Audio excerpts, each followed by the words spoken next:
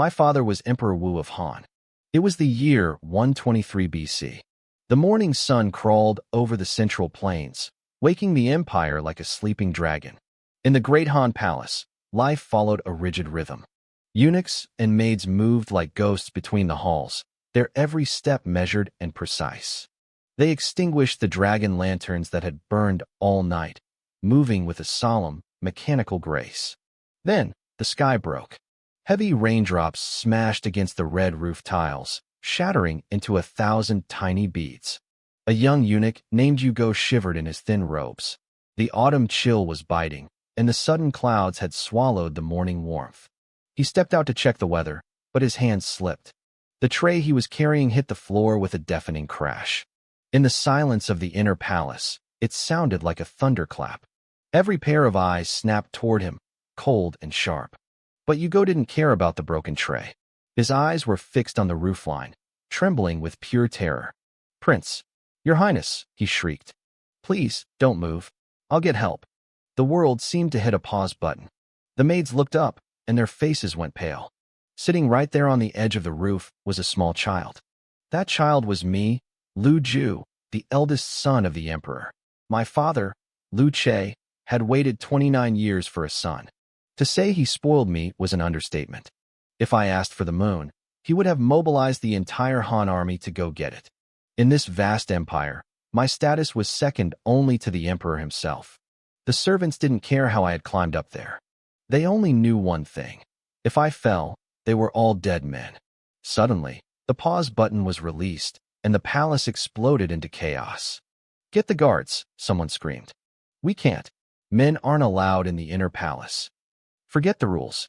Get the empress." "You get over here. Use your body as a cushion." The eunuchs and maids were surprisingly efficient under the threat of execution. They split into groups, some running for help, while others scrambled to the ground beneath me, piling their bodies together to break my fall. It was a strange, desperate sight. Hugo ran a few steps, then turned back, unable to get close because of the human pile. He fell to his knees a few meters away, sobbing. "Your Highness, my ancestor, I beg you. Don't move." "Hugo," I called out. My voice was small against the rain. He wiped the water from his eyes, desperate to see me. "It's me, Your Highness. It's me. Don't call me your ancestor," I muttered. "I don't have a grandson like you." I tried to stand up, but the tiles were slick. I wobbled for a split second. A collective gasp went up from the ground. People's hearts literally skipped a beat. I regained my balance and signaled that I was okay, but Hugo was practically hyperventilating. "Whatever you say, Prince. Just don't move," he wailed. I stayed silent. I had climbed up there in the middle of the night because I couldn't sleep. I just wanted to watch the sunrise. I hadn't expected a rainstorm to trap me. I knew my life was precious, and I didn't want to die, nor did I want all these people killed because of my mistake. So, I stood perfectly still. The only sound left was the rain hitting the stones. Xiong'er. I froze. That was my nickname. Only one person called me that. I whispered to myself, "I'm dead. I'm so dead." The servants parted as a beautiful, regal woman rushed into the courtyard. It was my mother, Empress Wei Zifu. She didn't care about her golden silk robes or the pouring rain. She looked up, took a sharp breath, and pointed a finger at me. "Xiong'er, do not move a single muscle. Do you hear me?" "I hear you, mother," I shouted back. She didn't waste time. She ordered the eunuchs to adjust their positions, making sure there wasn't a single gap in the human cushion. If the situation wasn't so terrifying, it would have been hilarious to see a dozen grown men scuttling around on their hands and knees like beetles. Once she was sure I'd land on something soft, she turned to Hugo. "Go, get the Yulin guards." Hugo hesitated. "But the inner palace, the emperor might be angry." My mother didn't say a word. She ripped a white jade bracelet from her wrist and slammed it into his hand. "Go. Now." Empowered by the jade, Hugo sprinted away. My mother looked at the other concubines gathering nearby, her expression a mix of exhaustion and fierce determination. Then she looked back up at me, her eyes full of worry. A few minutes later, the sound of clanking armor echoed through the ring. Hugo returned with a squad of the Yulin guards, the emperor's elite. These men were the best of the best, usually reserved for the emperor's personal protection. The lead officer, a sharp-eyed young man, stopped his men at the entrance of the inner palace. "Wait here. Don't enter unless I say so." He didn't hesitate for a second. He stepped into the courtyard, his eyes locking onto me like a hawk. "General," my mother said, pointing toward the roof. "Xiong'er is right there." The young officer with the hawk-like eyes nodded coldly. He didn't seem intimidated by the height or the rain. "Her Majesty should wait here," he said firmly. "I will bring the prince down." The rain was coming down in sheets now, making everything slick and dangerous. My mother, Wei Zifu, told him to be careful before stepping back. She knew when to let a professional handle things. The officer walked to the edge of the eaves. He didn't just rush in. He stopped and studied the building. I was perched on the highest point of the inner palace, over 10 meters off the ground. Between the height and the freezing rain, there was nowhere to get a grip. Hugo was nearby, pacing and slapping his thighs in a panic. For a few heartbeats, the officer stood perfectly still. Then he moved. Every eye in the courtyard followed him. He leaped into the covered walkway beneath the eaves and reached into the soot-covered stove of a bamboo stand. He smeared a thick layer of black ash over his palms to improve his grip. Then, he pulled a rope with a grappling hook from his waist and tossed it upward with a flick of his wrist.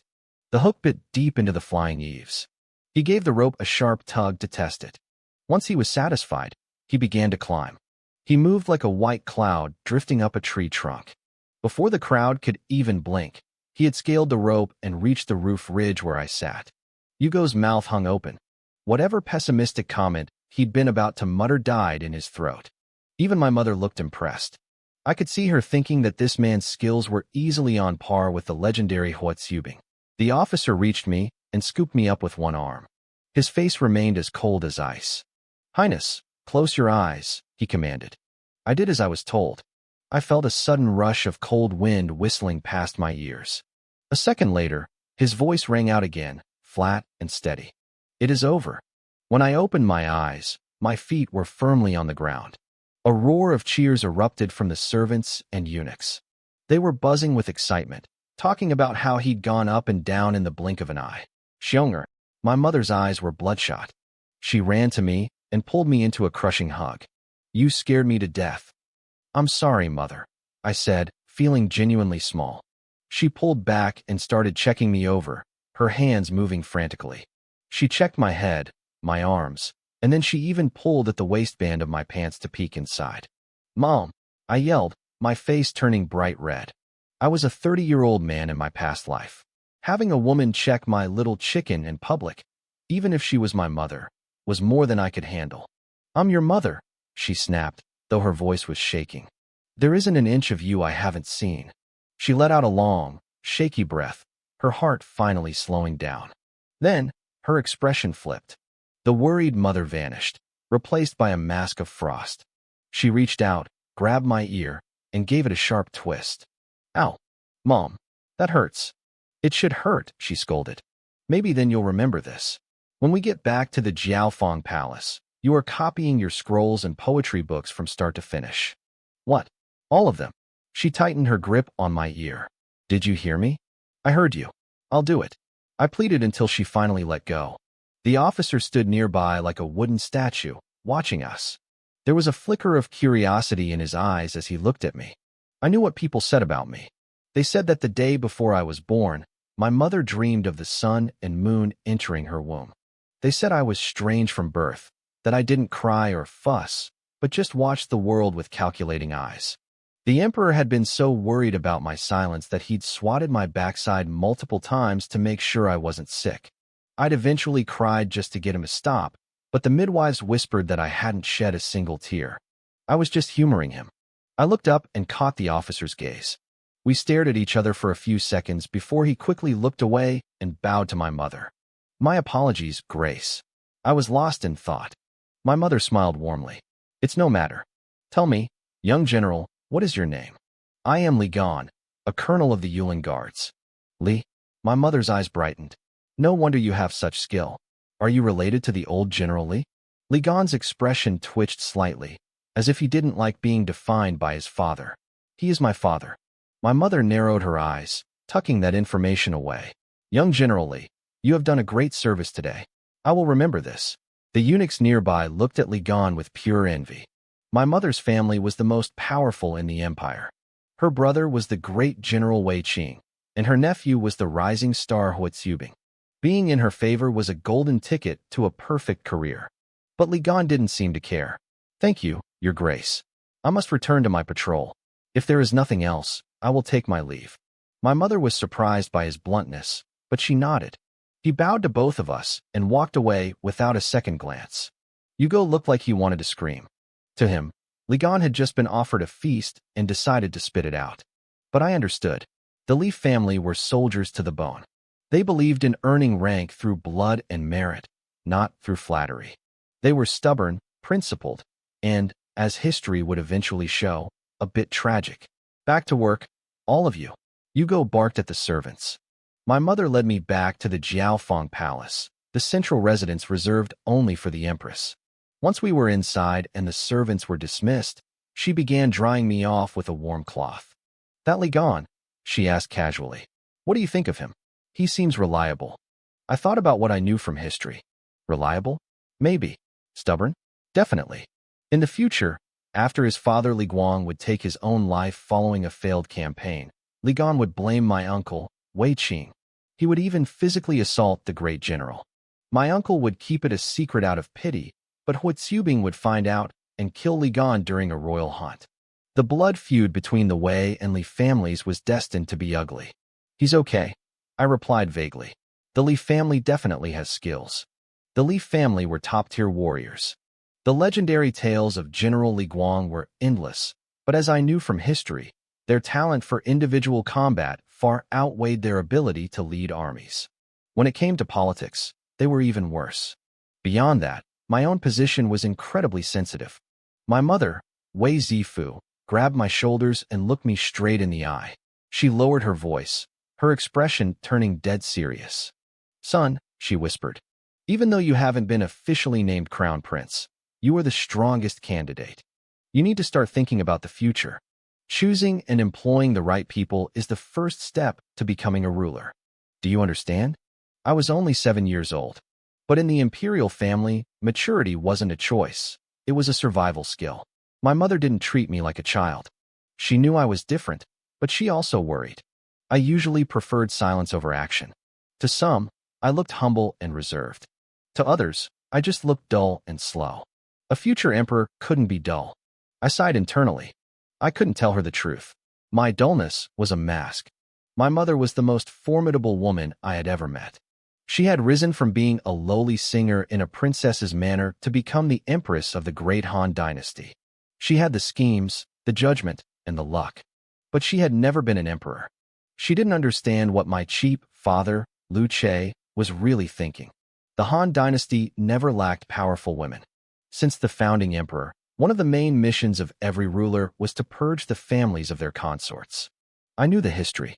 My uncle Wei Qing and my cousin Huitzubing were legends, but they only rose so high because my father wanted the Wei family to balance out other factions. I didn't mind preparing for the future, but it had to be done in total secrecy. I wasn't even the crown prince yet. If I started recruiting the Li family now, I might as well be signing my own death warrant. When a family reaches its peak, its downfall is never far behind. "Mother," I said, pausing to choose my words carefully. A teacher once told me something I've never forgotten. "What was it?" she asked, frowning slightly. I used the most age-appropriate language I could to drop a heavy hint. Under the wide heaven, all is the king's land. Within the sea boundaries, all are the king's servants. My mother was brilliant.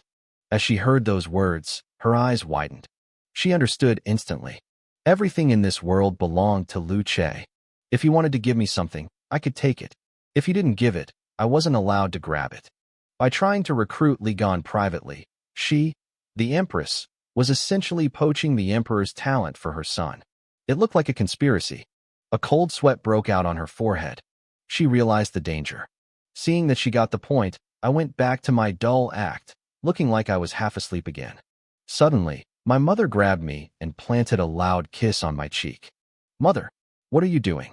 I jumped, startled by her sudden burst of energy.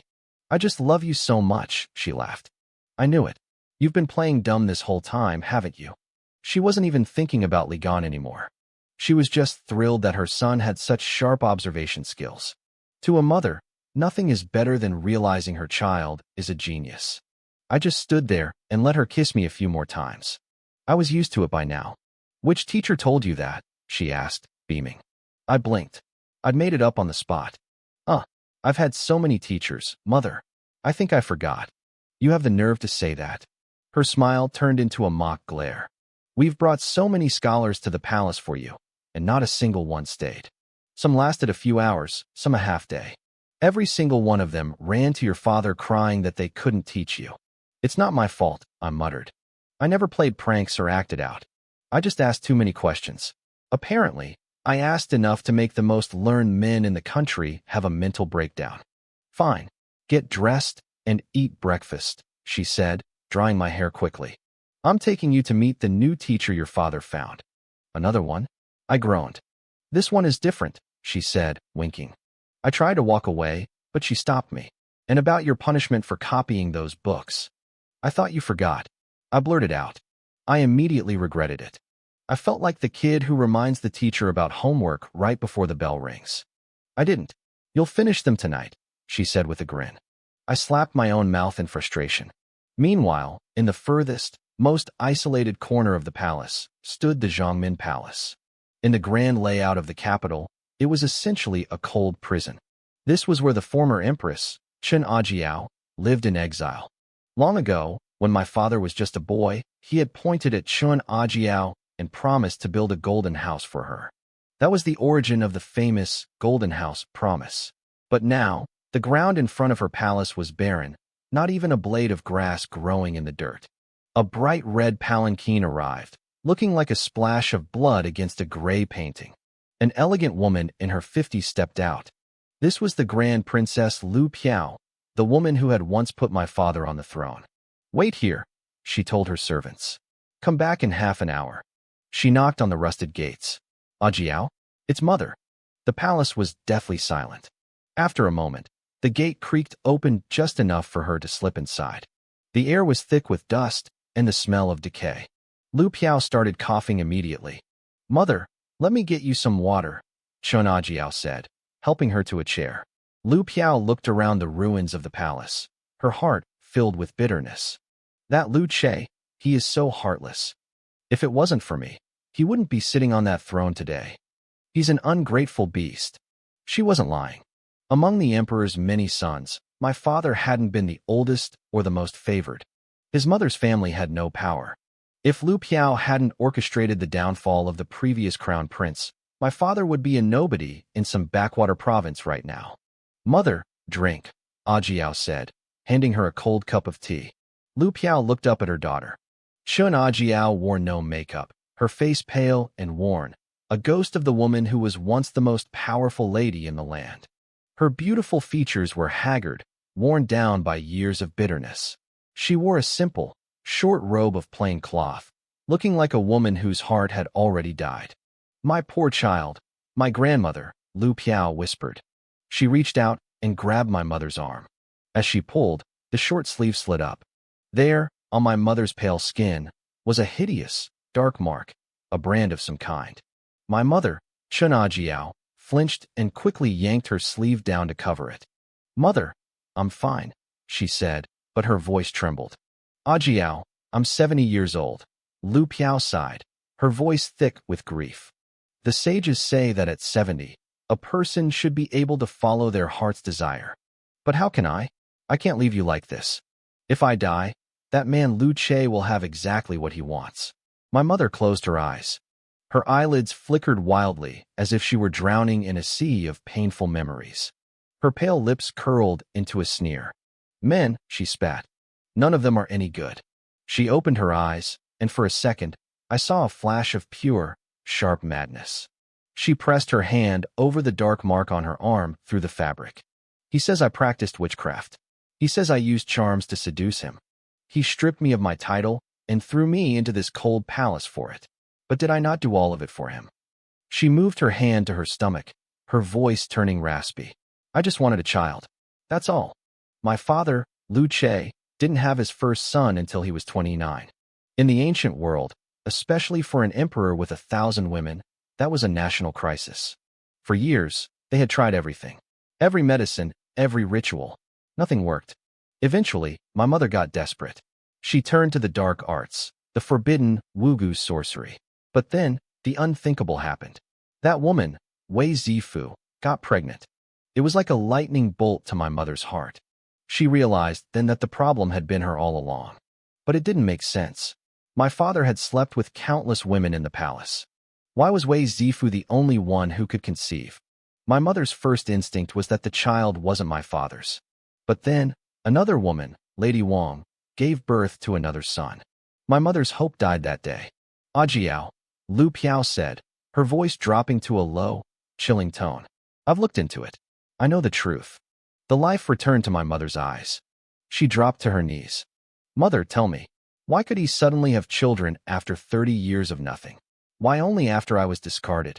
I heard the rumors from deep within the palace, Lu Piao whispered. What rumors? Under Lu Che's own bed. He has hidden small wooden dolls. Effigies. My mother's eyes went wide. She collapsed onto the floor, a terrifying laugh bubbling up from her throat. She looked like a mad woman, her body twitching as she shrieked with laughter. Wooden dolls. Witchcraft. She knew those dolls. She had been ruined because she used sorcery to try and give him an heir. And yet, the righteous Emperor Lu Che was doing the exact same thing in secret. His first son was born from sorcery. She hissed, her eyes burning with hate. Born of blood, he will die by blood. It's what he deserves. Lu Piao stepped off her chair and pulled her broken daughter into her arms. He owes our family, Ajiao, and I'm going to make him pay with his life. My mother buried her face in her grandmother's chest, her shoulders shaking. For a moment, she wasn't the fallen empress. She was just a little girl again, hiding from the world. Mother, she muffled into the silk. That bitch and her brat, they have to die too. Meanwhile, across the city, the atmosphere was very different. After taking the throne, my father had built the Jianzhong Palace. It was a massive, sprawling complex connected by elevated walkways that led directly to the main court. It was a testament to his power. Your Majesty, two voices echoed through the hall. Prime Minister Gong Sun Hong and the Imperial Counselor Ji In knelt on the polished floor. Gong Sun Hong was an old man, recently promoted. He was known for his thick brows and his stubborn streak, the only man brave enough to tell my father when he was wrong. Rise, my father said. As they stood, Jian looked up at the man before them. Jian was a tall man, nearly 6 feet, but the young king towered over him. My father, Lu Che, stood nearly 6'6". At 35 years old, he was at the absolute peak of his life. His judgment, his strength, his vision, everything was at its zenith. He stood there like a predator overlooking his empire. In this era, he was the ultimate being. He was the one who decided who lived, who died, and who was conquered. He was a man who belonged in history books. He turned around. His face bore a striking resemblance to the founder of our dynasty. High forehead, wide mouth, and eyes that seemed to pierce right through you. My dear ministers, he said with a faint smile. Do you have something to report? The two men looked at each other, confused. My father was the one who had summoned them. Why was he asking them for reports? The silence stretched. My father's gaze was heavy. Gong Sun Hong, unable to take the pressure, cleared his throat. Your Majesty, I do have a matter. Speak, my father said, waving his hand. The motion of his heavy dragon robe caught the air like a whip, nearly knocking the old man over. Jian watched from the side, frowning. He never understood why my father chose Gong Sun Hong as prime minister. The man was old and often stumbled over his words. The war at the front, Gong Sun Hong began. General Wei Qing and General Hua Tsubing have crushed the Xiongnu. I wish to request a title of nobility for General Hua. Silence. My father didn't react. He just stared. Gong Sun Hong's legs began to shake. Whether from age or pure terror, he looked like he was about to collapse. Just before he broke, my father's voice rang out. Oh, is that all? Actually, Gong Sun Hong stammered. I just remembered another matter. My father smiled patiently. Go on. I. Gong Sun Hong fumbled, his mind going blank. Jian stepped forward, his patience exhausted. If the Prime Minister cannot remember, allow me to speak first. Yes, Master Ji, you go ahead, Gong Sun Hong said, scurrying out of the way. He muttered just loud enough for my father to hear. I'm getting too old. I forget things the moment they reach my lips. My father gave the old man a knowing look before turning his full attention to Ji. And what is it? Ji straightened his back. Your Majesty, Li Gan, the son of General Li Guang, took orders from the Empress and forcibly entered the restricted areas of the inner palace. This is a direct violation of Han law. I ask that you punish them. My father's eyes narrowed. He walked right up to Jian, towering over him. And who exactly should I punish? Jian didn't flinch. Everyone involved. The Empress should be an example to the palace, yet she knowingly broke the law. Her guilt is doubled. And Li Gan chose to follow an order over the law. That is a capital offense. Before my father could respond, Gongsun Hong rushed forward. Counselor, surely you exaggerate. Gongsun Hong scrambled to his feet, his voice trembling. He argued that the Han laws focused on the spirit of the spring and autumn annals, mercy and context. My father's predecessor had always preached leniency. Sure, the Empress technically broke the law, but it was an emergency to save my life. How could anyone possibly suggest punishing her? Jian's eyes flared with a cold, sharp anger. He glared at Gongsun Hong. The old fox knew everything all along, yet he played dumb and let Jian stick his neck out first. Jian was going to report this anyway, but being manipulated so openly left a bitter taste in his mouth. My father, Lu Che, didn't hide his fury. He pointed a shaking finger at Jian. Do you realize, he hissed, that all of this happened because my son's life was in danger? I am aware, Jian replied flatly. That only fueled the fire. My father's face reddened. You know that, yet you still dare to ask me to punish my queen? To execute the imperial guards? You want me to follow the letter of the law while my family bleeds? Jian didn't flinch. He stood tall, his neck stiff with stubborn pride. Yes. My father started laughing, but it was a terrifying, jagged sound. His hand shook as he pointed at the counselor. Good. Very good, Jian. You truly are a loyal subject. I only know that if the royals break the law, they must be treated like commoners, Jian said. The Empress is no exception. Beyond that, I know nothing. With a metallic shink, my father drew the Emperor's sword. The blade gleamed in the light. Fine. I'll start by cutting you down. Your Majesty. No, you mustn't. Gongsun Hong threw himself at my father's feet, clutching his robes. The old man looked small and pathetic compared to my father's towering frame.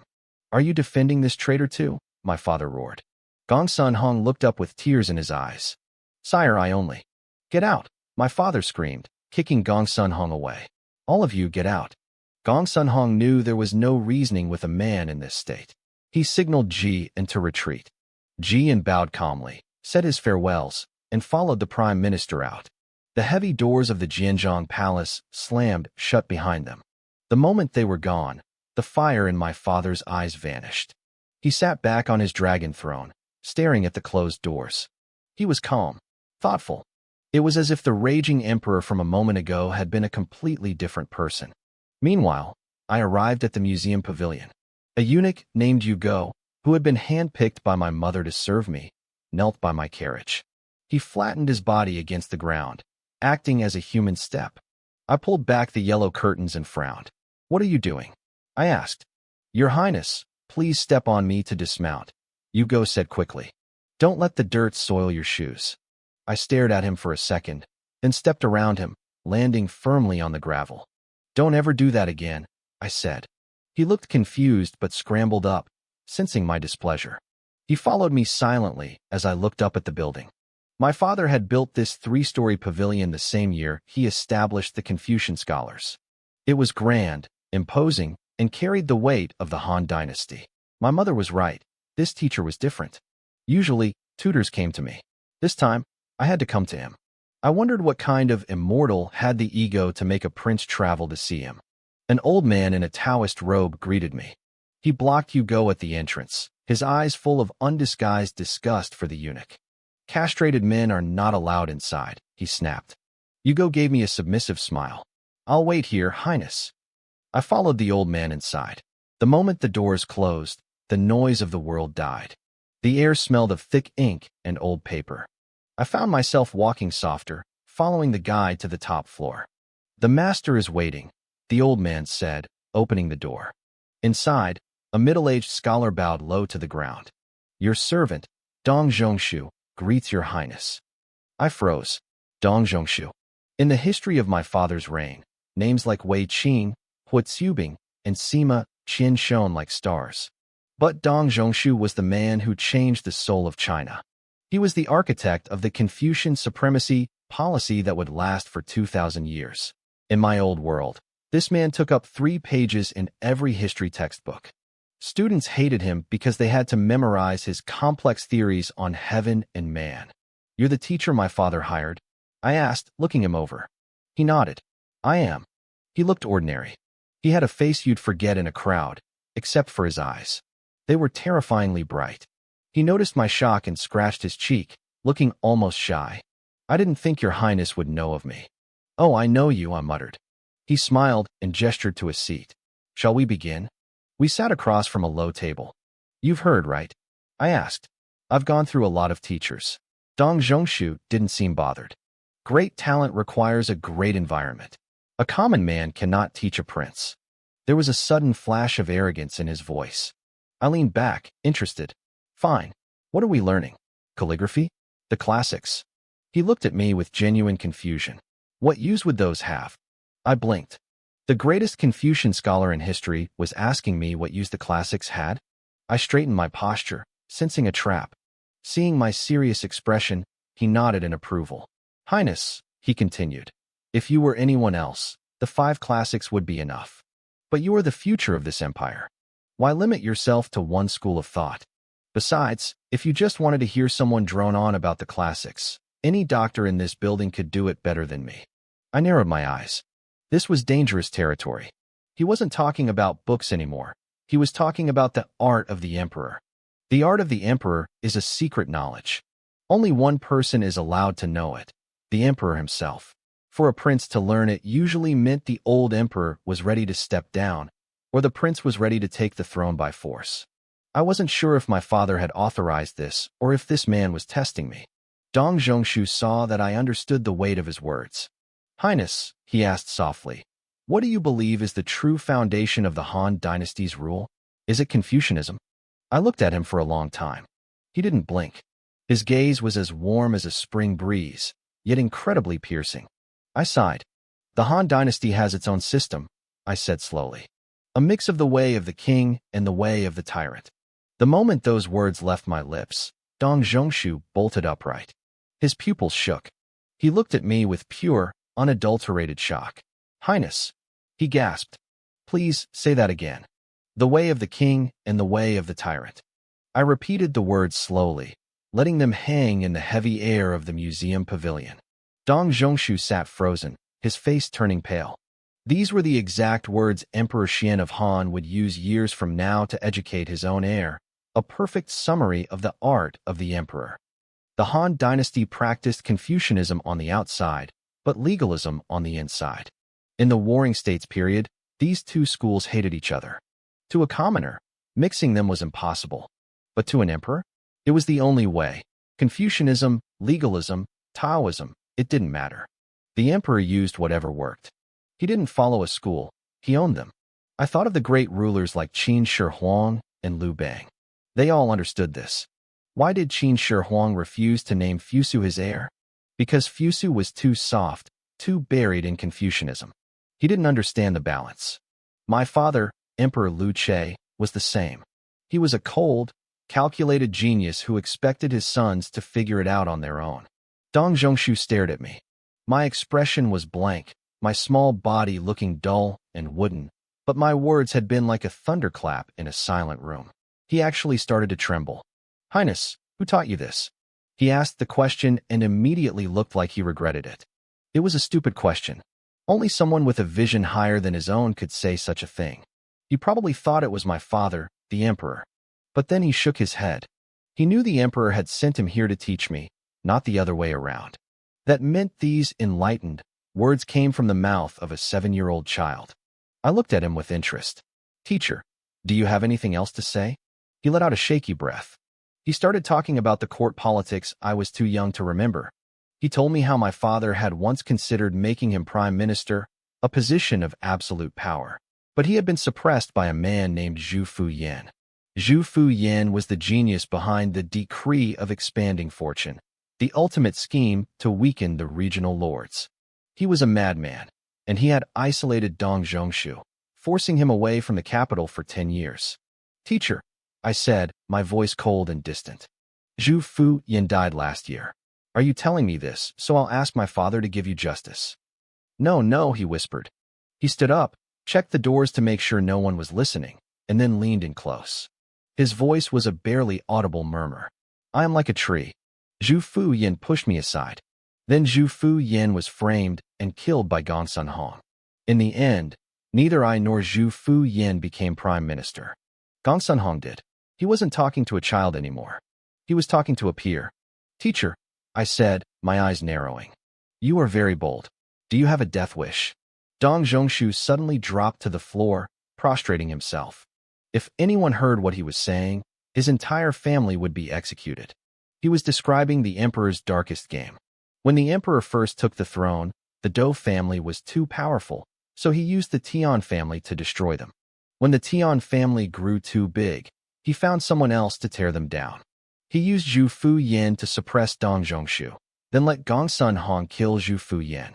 To my father, talents were endless. You use them, then you kill them so they don't become a threat. I stood up and looked down at him. I had shown a bit of my edge just to see what he wanted. I didn't think anyone would believe a 7-year-old said these things anyway. But I hadn't expected to catch such a big fish. "Old Dong," I thought. "You know too much. What exactly are you after?" I left the pavilion without giving him an answer.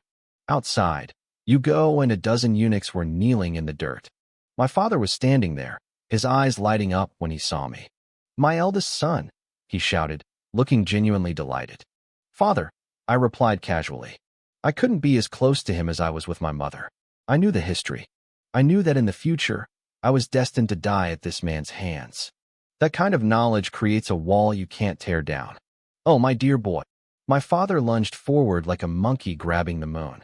He scooped me up and began rubbing his scratchy, bearded face against mine. "Father, stop. It tickles." I pushed his massive face away with my small hands, making no effort to hide my annoyance. He looked heartbroken. "You never come to find me. I was so worried about you, I didn't even eat breakfast." It was strange. This man was a tyrant to the world, but to me, he was an overbearing, doting father. The more I acted cold toward him, the more he seemed to adore me. Humans are strange like that. "I'm hungry too," I said. He looked like his heart skipped a beat. He acted more panicked than if the Huns had breached the capital. "You're hungry? Guards, someone call the kitchens. My son is hungry." Yugo scrambled to his feet, trembling. I could see a massive, red handprint on his face. My father had clearly been taking his worry out on the servants. "I'll carry you back to the palace," my father said, grinning again as he bounced me in his arms. "Don't want you getting tired." He walked with huge, fast strides. In no time, we were in Gangquan Palace. I was set down in a chair, and dozens of exquisite dishes were brought in by a line of servants. "Father, this is too much," I said. "It's a waste." He looked at me with pride. "That's my son, already thinking about the treasury." He waved his hand dismissively. "Eat what you like. If it's good, take 2 bites. If not, throw it away. A few dishes won't bankrupt us." I didn't argue. His habit of spending money was bone deep. If my grandfather and great-grandfather hadn't been so frugal, there wouldn't be anything left for him to blow. "Here, eat," he said, carefully picking out a piece of snow-white fish and placing it in my bowl. "I remember you like fish. Eat up." He dropped a piece of fish into my bowl. I didn't have to worry about bones. The Imperial kitchen had already picked them all out before serving. "Thanks, Dad," I said. Lu Che made a face, pretending to be annoyed. "I'm your father. There's no need for thanks between us."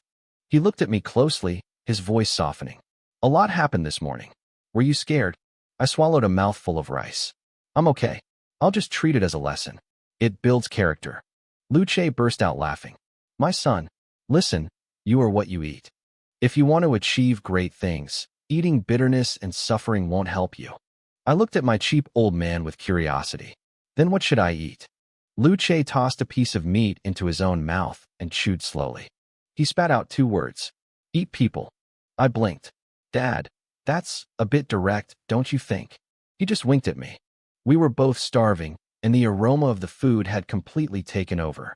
We stopped talking and focused entirely on the feast in front of us. Even with our massive appetites, we still left more than half the dishes untouched.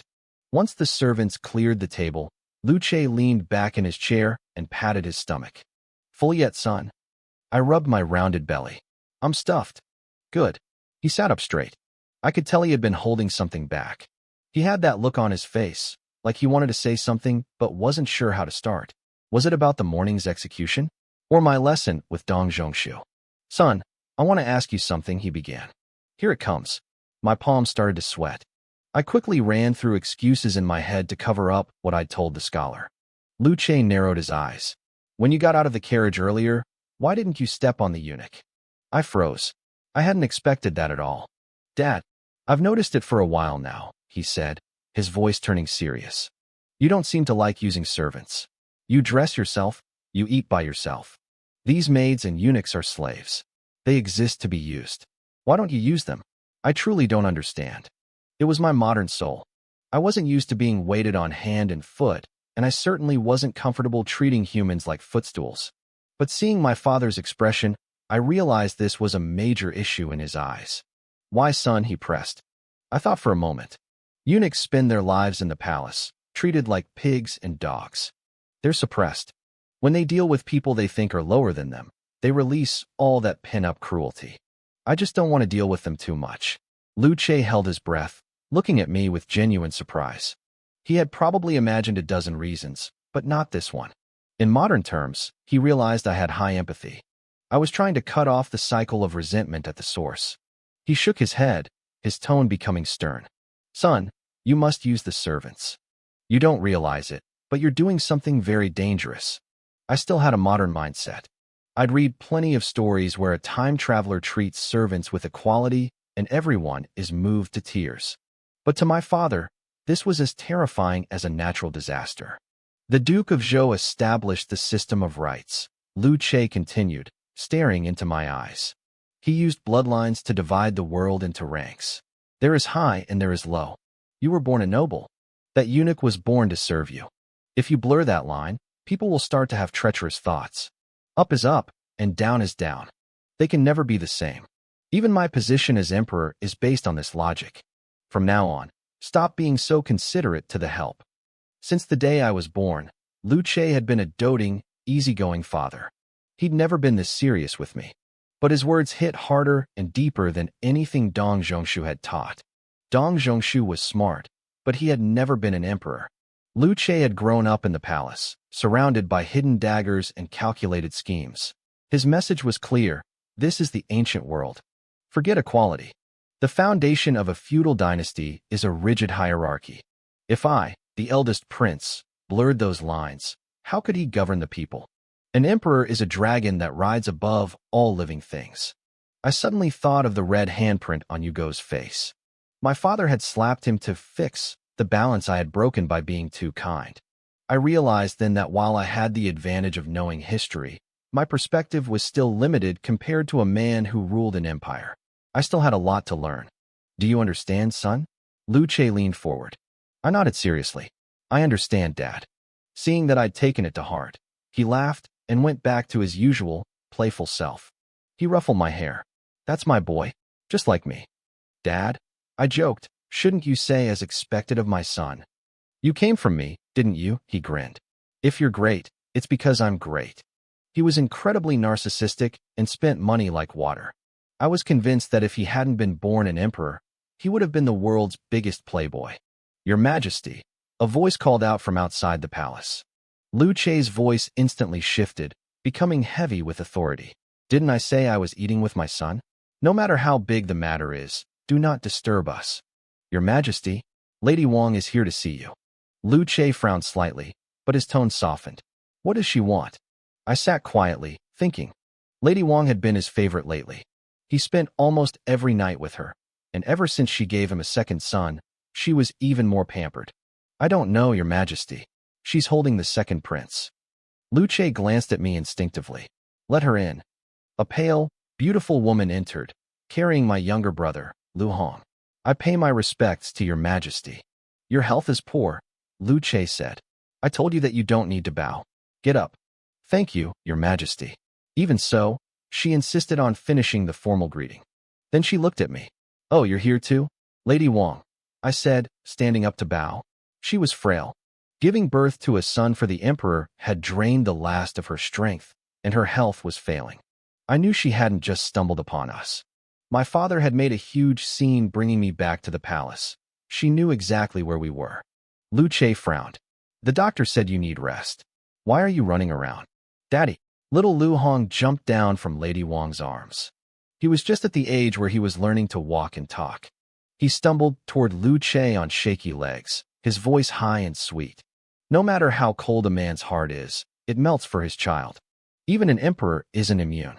Hey, Lu Che laughed, squatting down with his arms wide open. Little Lu Hong tumbled into his chest. Daddy, hold me. Lu Che picked him up. Lady Wang smiled at the perfect timing. Honger missed you so much. He kept crying for his father. I couldn't do anything but bring him here to find you. I watched them, a small smile on my face, but my mind was sharp. This was getting interesting. My father was holding his youngest son, but I was the one he had been teaching how to rule. Lady Wang stood by, watching the emperor and her son with a look of pure happiness. It was a picture-perfect scene, one that made me feel like a complete outsider. Her behavior was strange. Usually, she went out of her way to avoid my mother, Empress Wei Zifu. In this era, a prince's power relied on two things, birthright and maternal influence. I had both. I was the eldest, the legitimate heir, and my mother's family was the most powerful in the empire. Lu Hong had none of that. Lady Wang's family had zero political weight. She wasn't even in a position to compete with me. So, I wondered, what gave her the confidence to act like this today? Go on, Lu Che said, gently pushing Lu Hong toward me. Go play with your brother. Little Lu Hong blinked, curiously studying me.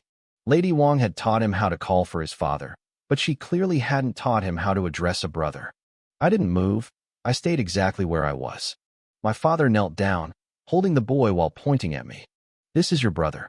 Don't you recognize him? The atmosphere turned awkward. Lady Wang rushed forward, pulling Lu Hong toward me.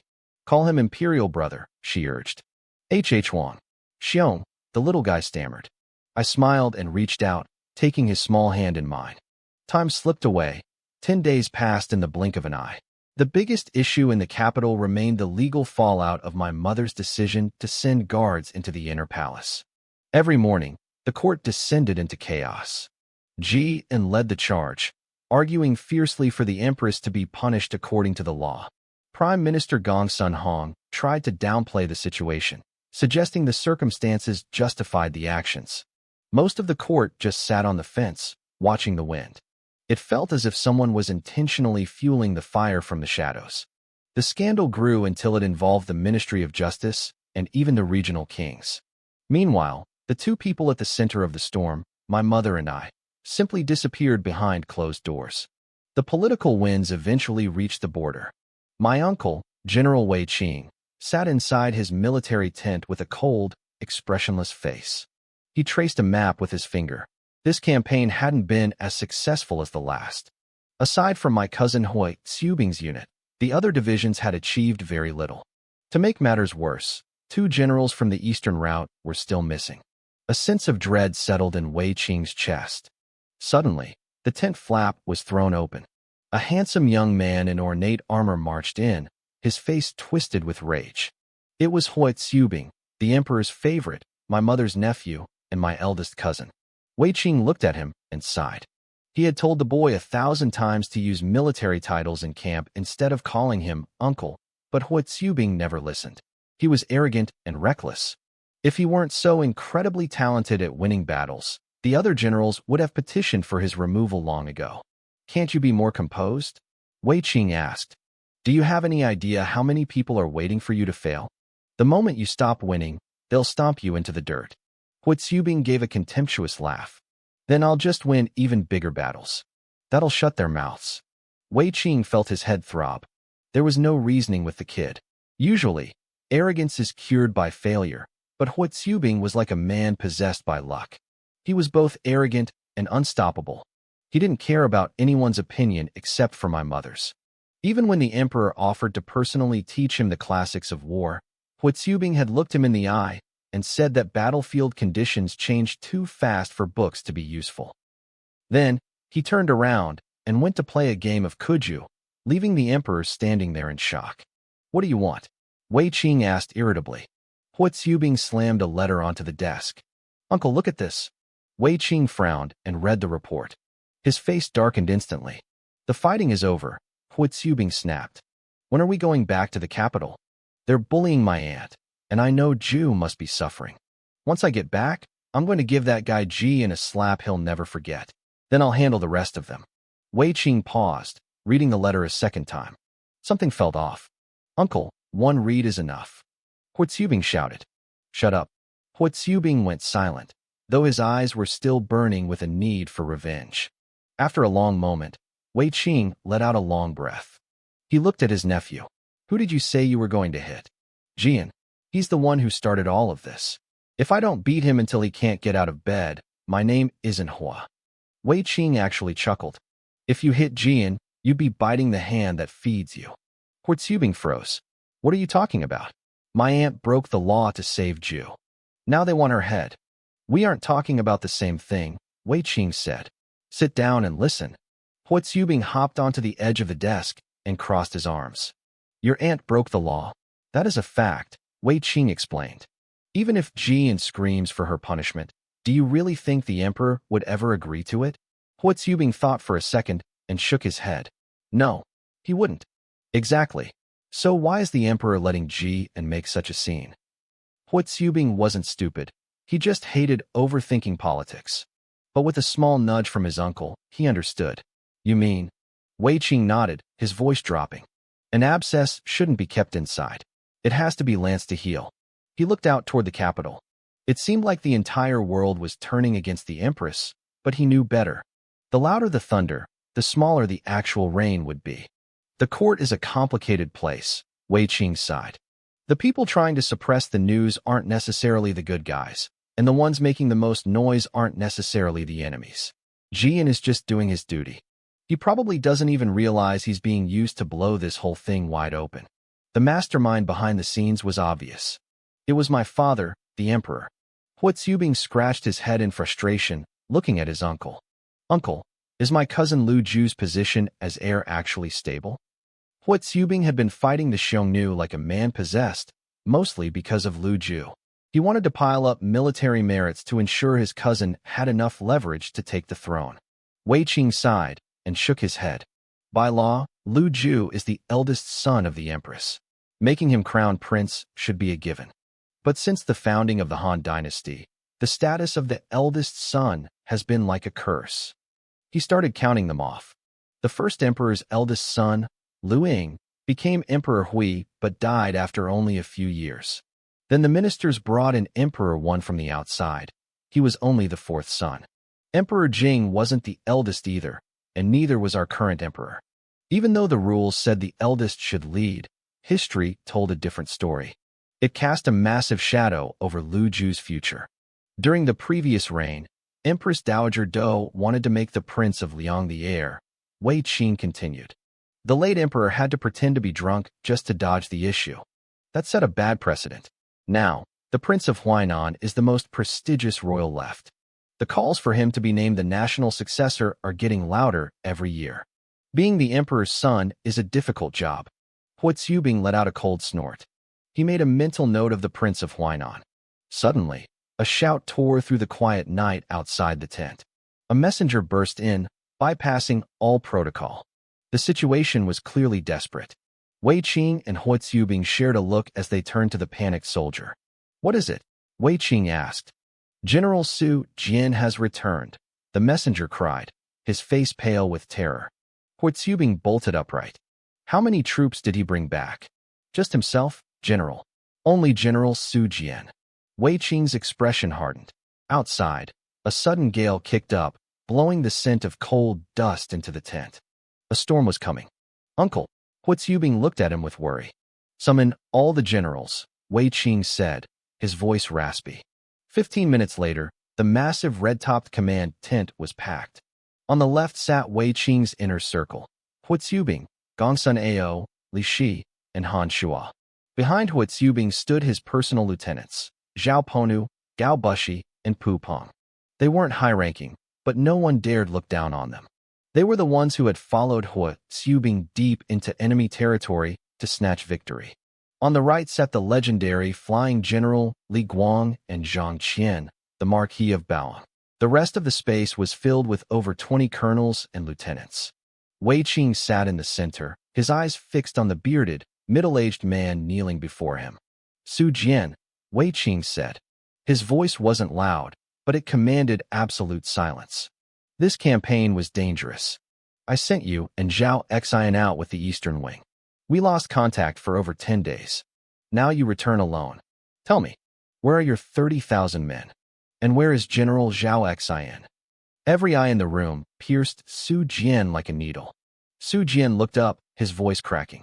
General, 5 days after we crossed the border, we ran into the Xiongnu Chanyu's main force. The tent erupted. The elderly Li Guang slapped his thigh, cursing his luck that he hadn't found the main force himself. Other officers glanced at Hu Tsubing, whispering that the kid only succeeded because the main enemy army had gone east, leaving the path clear for him. Hu Tsubing narrowed his eyes, but said nothing. Go on, Wei Qing commanded. Su Jian wiped his face. We hit their main force. We couldn't win, and we couldn't run. Zhao Xian, that animal, he surrendered. He took his troops and went over to the enemy. My unit was caught off guard and wiped out by the combined force. I was captured, but I managed to steal a horse and escape. Zhang Qian stood up, his face white. Zhao Xian surrendered? Su Jian nodded with pure hatred. Not only did he surrender, but the Chanyu is already treating him with great honor.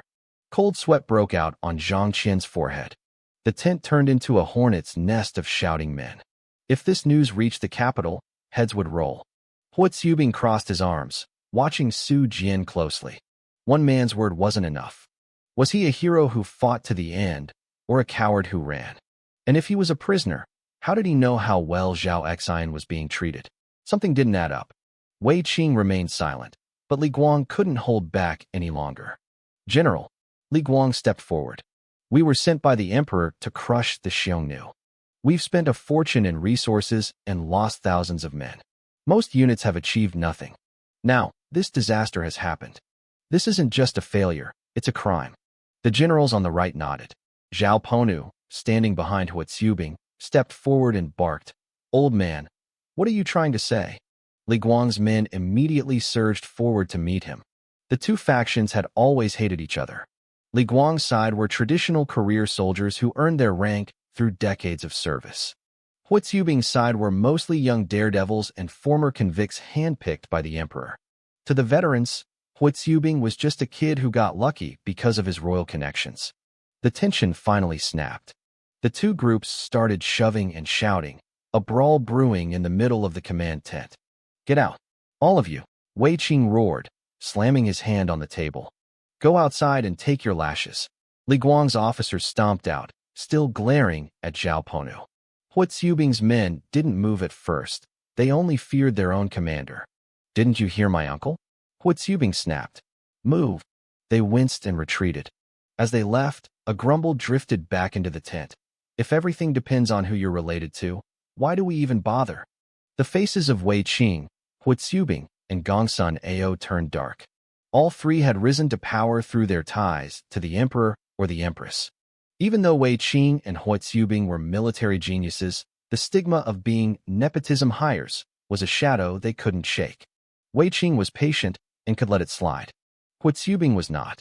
He walked straight up to Li Guang, his voice ice cold. Generally, he said, do you have something you want to say to my face? So, you think my achievements are just a stroke of luck?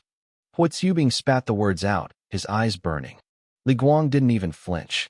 He sat there with the calm of an old man who had seen 1,000 battles. War is like water, he said smoothly. It has no constant form. Sometimes, you just happen to be standing under the right tree when the fruit falls. The insult was clear. He was calling Hu Tsubing a lucky brat who had stumbled into a victory he didn't earn. Hu Tsubing grit his teeth so hard I thought they might snap. He looked ready to drag his men back out into the wasteland just to capture the traitor Zhao Xian and prove a point. The other generals in the tent were shaking. On one side, you had the Flying General, a legend who had guarded the northern borders for decades. On the other, you had the Rising Sun, a genius who had just sliced through the heart of enemy territory with only a few thousand riders. This wasn't a debate, it was a clash of titans, and no one dared to breathe. Li Guang smiled thinly and turned back to Wei Qing. Great General, my suggestion stands. We should gather the troops and push back into the desert. We have a reason to strike now. We must finish this. A murmur of agreement went around the room. The soldiers were bloodthirsty. They wanted another crack at the Huns. Wei Qing didn't answer immediately. He looked at his nephew. Xubing, what do you think? Xubing took a deep breath. The anger was still there, but his voice was suddenly steady. My plan is to stick to the original schedule. We withdraw and return to the capital. Wei Qing's eyes flashed with silent approval. Li Guang, however, finally looked at the young man with genuine surprise. Even Gongsun Ao, Wei Qing's best friend, couldn't help but chime in. We're stopping? Just like that. Xubing's gaze turned icy. We're stopping. But why? Gongsun Ao pressed. Usually, Xubing was the first one to charge into a fight. After Li Guang had just insulted his honor, everyone expected him to be screaming for blood. This was as crazy as the emperor suddenly asking for peace. Because you don't know a damn thing, Xubing snapped. Gongsun Ao winced, but he was used to the kid's arrogance. Xubing only respected three people, the empress, the emperor, and Wei Qing. Everyone else was just in his way. Look at our supplies, Xubing continued, his voice cutting through the tent. Do we even have 2 days of grain left? Are the wounded settled? No. You just want to fight. The weather is turning. A round trip takes a month. If we get caught in a blizzard out there, we're all dead men. Going back for the Huns now isn't bravery. It's suicide. The tent went silent. It was a cold bucket of water over their heads. In the Han Dynasty, you fought in the spring and came back in the summer, or you fought in the summer and came back in the fall. Nobody marched into the grasslands in the dead of winter. Zhang Qian nodded in agreement. The general is right. Even if we want to use the army again, we need to refit in the capital first. Wei Qing scanned the room, his voice final. The matter is settled. No more talk of advancing. He then turned to Su Jian to discuss the fallout of the lost division. Li Guang's face soured. He let out a cold snort and stood up. Great General, I'm feeling unwell. I'll be taking my leave. He didn't wait for a reply. He shoved the tent flap aside with enough force to make it rattle. In his mind, Wei Qing and Xubing were just family members sticking together to freeze him out. Xubing watched him go with a sneer. Wei Qing just sighed. He saw the rift growing between the old guard and the new, and he knew there was nothing he could do to bridge it. This wasn't just a personal grudge. It was a collision between the legends of the past and the killers of the future. Back in the capital, at the Jiaofeng Palace, the atmosphere was much lighter. Son, is this good? Try another one. My mother, Wei Zifu, said as she stuffed my mouth with walnuts and dried fruits. It's good, Mom. I mumbled through a mouthful of snacks. I was Lu Ju now, the crown prince, and apparently, my brain needed nourishing. So, I said, trying to change the subject, has the heat died down around you lately? She chuckled. Of course. Once the news of Su Jian and Zhao Xian's defeat hit the court, everyone forgot about my little scandal. The ministers are too busy screaming at each other to worry about me. In a few days, it'll be like it never happened. She paused, her eyes clouding over. But Jewel, your uncle sent word. Things with the Li family are getting worse. Should I try to mediate with them here in the city? Don't, I said, swallowing a walnut. Mom, what's the point of being best friends with the Li family?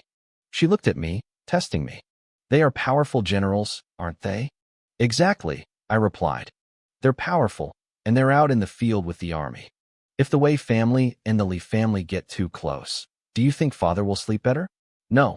The worse the relationship is between the top generals, the safer the emperor feels. She smiled, patting my head. I was just testing you. See, the walnuts are working. Your head is getting sharper already. I sighed. My mother was smooth. But as I sat there, I thought about Li Guang. History books always made him out to be this tragic hero, the unlucky general, who never got the title he deserved. People loved him. He was an icon to every young soldier in the Han. But I didn't buy it. Jewer, my mother said, sensing my thoughts. I get the feeling you don't think much of the Lee family. You don't try to recruit Lee Gon, and you don't stay close to the old man. Why? He's a legend. A legend. I took a sip of water. Maybe, but I think he's overrated. My mother's voice went up an octave. Overrated? He's been a hero since the last emperor's time. Even your father treats him with special honors, letting him lead his own independent commands. No other general gets that kind of freedom. I know the stories, Mom, I said. I know about the time he got drunk and shot an arrow so hard it buried itself in a rock because he thought it was a tiger. I know about the time he scared off a whole Hun army with only a few hundred men. I know he's had 1,000 narrow escapes. I looked at her, and my expression went flat. But that's the problem. Why is it always a narrow escape? Why is he always in a desperate situation? I know what happens the next time he goes to war, too. I knew exactly what was coming for Li Guang. He was going to get lost, get captured by the Huns, and only escape because of his martial arts skills. A few years later, he would ignore my Uncle Wei Qing's orders, strike out on his own, get lost again, and eventually commit suicide in shame. I realized then that my mother was a total fangirl of the flying general. It wasn't just her, either. My cheap old man, the emperor, was probably his biggest fan. Why else would he give Li Guang the privilege of independent command despite his constant lack of results? A great general charges the line and breaks the enemy, I said, pausing for effect. But a great commander coordinates the whole field. There's a world of difference between the two. I looked at my mother. Uncle Wei Qing is a commander. Li Guang is just a general. If Li Guang could just swallow his pride and follow Uncle's lead, he'd have been a marquis long ago. Back in the previous reign, the focus was on internal politics and keeping the peace through marriage. But now, under my father, the priority was simple: wipe out the Huns. Li Guang had plenty of chances to shine. He just needed to stop trying to be the lone hero and start following the plan. My mother knew people, but she didn't know war. But the old general's stories are so much more exciting, she argued. Exactly, I countered. They're exciting because he's always fighting for his life in a desperate situation. But Mom, have you ever wondered why he's always in a desperate situation? She went quiet. She had never thought about it that way. Most people only saw the legend. They didn't notice that Li Guang's miraculous escapes only happened because he kept leading his men into traps. Just as we were talking, my father, Lu Che, came strode into the room. Haha, that court session wore me out, he boomed. My mother didn't treat him with the shivering fear other concubines did. They were like an old married couple who had survived the storms together. I greeted him with my usual cold indifference. Father squeezed onto the bench between us, his massive frame pushing us both aside. He wrapped his long arms around us, pulling us into a tight embrace. What are you two whispering about? We were talking about the Li family, my mother said, leaning into him. Oh, Li Gon. Father laughed. Don't worry. I let the ministers argue on purpose. I've met the boy you recommended. He's good. You found me another talent, my dear. When he wins glory on the frontier, the credit is yours. He was in a great mood. He leaned over and gave my mother a loud kiss. She swatted his chest, blushing. The child is watching. Let him see how much we love each other. Father laughed, hugging us even tighter. Looking at him, I felt a flicker of doubt. Right now, he was a good father, a good husband, and a good emperor. Was he really going to turn into the paranoid tyrant from the history books? I wasn't sure. We weren't talking about Li Gon, my mother clarified. We were talking about the old general himself. Father looked surprised. Li Guang. I grew up listening to his legends too. My mother glanced at me, then looked back at him. Actually, our son thinks the flying general is a bit overrated. The smile vanished from my father's face. He looked stunned. To his generation, Li Guang was a national icon. He pulled me onto his lap, his expression confused. Son, why would you say that? I kept my face flat. I just have a question about the stories. Ask away, he said, smiling again. He clearly thought he could answer anything a child threw at him. Everyone says the old general is amazing because he always survives being surrounded, I said. So I wondered, why does he always get surrounded in the first place? The smile on my father's face froze. He opened his mouth, then closed it. He stammered for a moment but couldn't find an answer. He was a military expert. My mother could hear the logic, but he could see the tactical reality. He had looked at Li Guang through a filter of childhood hero worship for decades. My childish question had just shattered that filter. Why was it that when Hui Xiubing went deep into enemy territory, he came back with heads and glory, but when Li Guang did it, he either got lost or got trapped? Father looked at me intensely. Son, what do you think the reason is? I didn't hesitate. I shook my head. I don't know. I had pointed out the flaw, which could be excused as a child's unique perspective. If I started providing a deep tactical analysis, I'd look like a freakish genius. I wasn't ready for that. Besides, my father was smart enough to figure it out himself. His eyes were filled with a complex mix of emotions. To him, defeating the Huns was everything. Realizing there was a massive hole in his strategic planning hit him hard. My mother sensed the tension and took his hand. Your Majesty? He snapped out of it and gave a bitter smile. It's nothing. He turned back to me, trying to regain his composure. Son, let me answer your question. The Huns are masters of the horse. They are born in the saddle.